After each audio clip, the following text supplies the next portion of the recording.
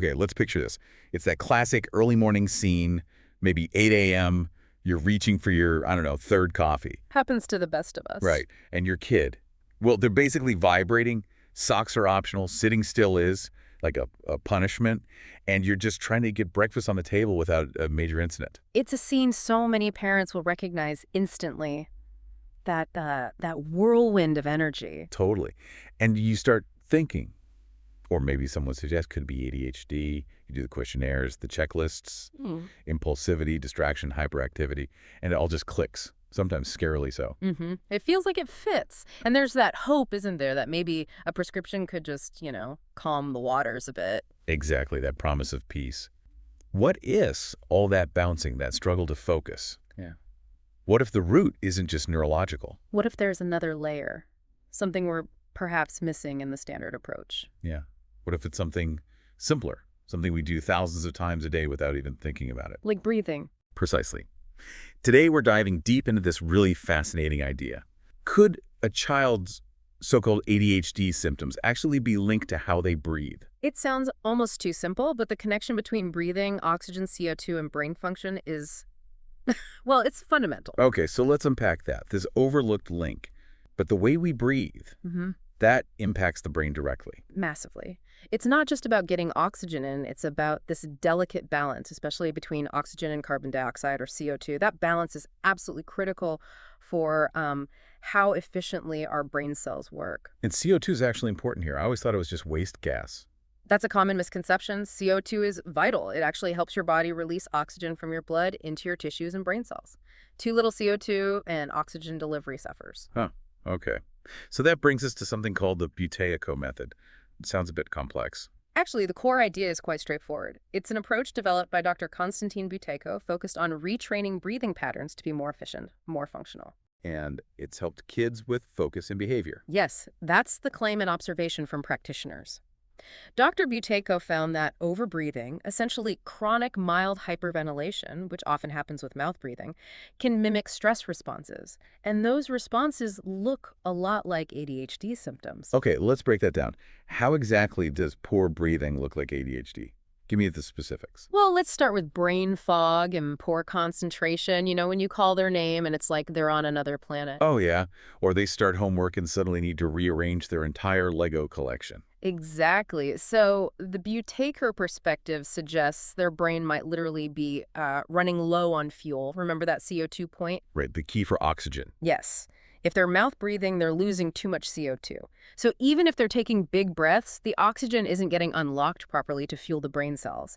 It leads to that difficulty staying engaged, getting easily distracted, like those Pokemon cards suddenly becoming urgent, forgetting things you just told them. Like, where are my shoes? 2 seconds after you said, put your shoes on. Precisely that. Or even slower processing, like struggling with a math problem they might otherwise grasp. It looks like inattention, but it could be rooted in, well, inefficient oxygen delivery. Wow. Okay, that makes you rethink those moments. So brain fog, check. What about the hyperactivity, the constant motion? Think about having too much coffee. That jittery, can't sit still feeling. Overbreathing and losing that CO2 can trigger a similar stress response. The body releases stress hormones, adrenaline. It puts the nervous system on high alert. So the squirming, the fidgeting, running laps around the sofa. Yeah. It's not just random energy. It could be their body's way of trying to manage that internal alert state. They feel physically revved up, almost agitated, so sitting still feels impossible. It looks like hyperactivity, but the driver might be this breathing-induced stress. That's a really different lens, okay? And the emotional side, the meltdowns over seemingly small things. This ties right back into the nervous system. Think of it like having two modes. Chill mode, the parasympathetic system, which nasal breathing helps activate, and freak out mode, the sympathetic system, the fight-or-flight response. Okay. Mouth breathing tends to keep that freak out mode simmering. So when a child is chronically breathing this way, their system is already stressed. Small frustrations can then just overwhelm them. Ah, so it lowers their threshold for coping. Exactly. Their emotional thermostat is just way more sensitive.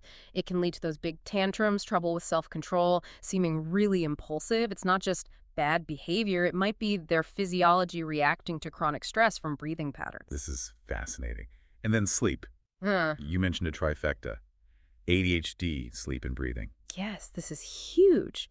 Because think about it. If a child is breathing through their mouth at night, Which lots of kids do. Snoring, maybe? right, even soft snoring. Mouth breathing often means the airway is narrower. It leads to snoring, tossing and turning, maybe even brief pauses in breathing. They're just not getting that deep restorative sleep. And weirdly, being sleep deprived makes kids more hyper, not less, right? Exactly.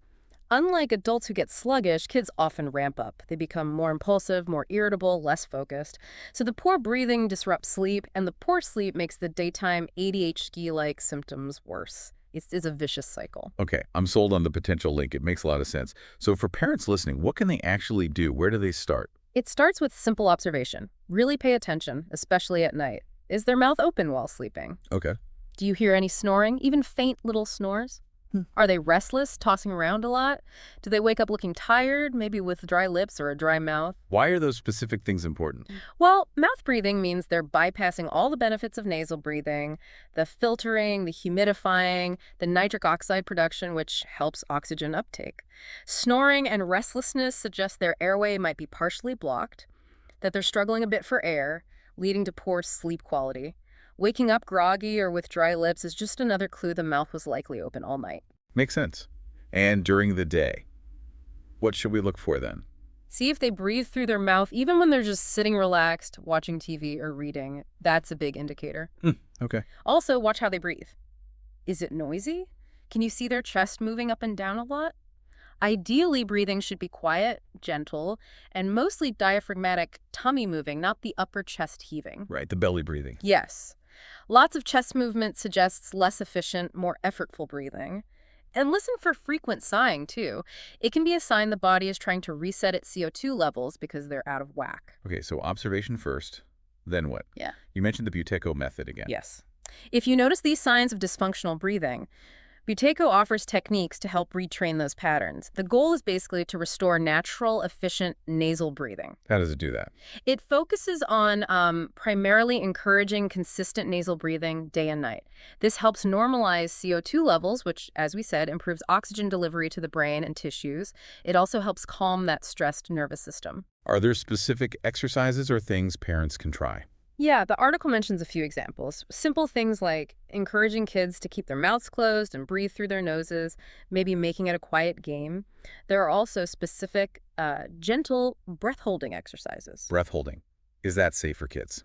Yes. When done correctly, as taught in the method, they're very short and controlled pauses designed to gently increase the body's tolerance to CO2.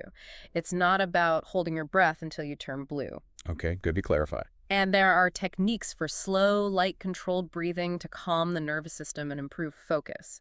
It often involves lifestyle adjustments, too, though the article didn't detail those. So it's about making the unconscious Yeah, conscious for a while to fix it. pretty much. And look, ADHD is complex, right? There can be many factors involved. But addressing breathing might be a really significant and often overlooked piece of that puzzle. So for everyone listening, especially if you're in the middle of this, wondering about ADHD, dealing with the energy, the focus challenges, the question is, have you ever just sat back and watched how your child breathes?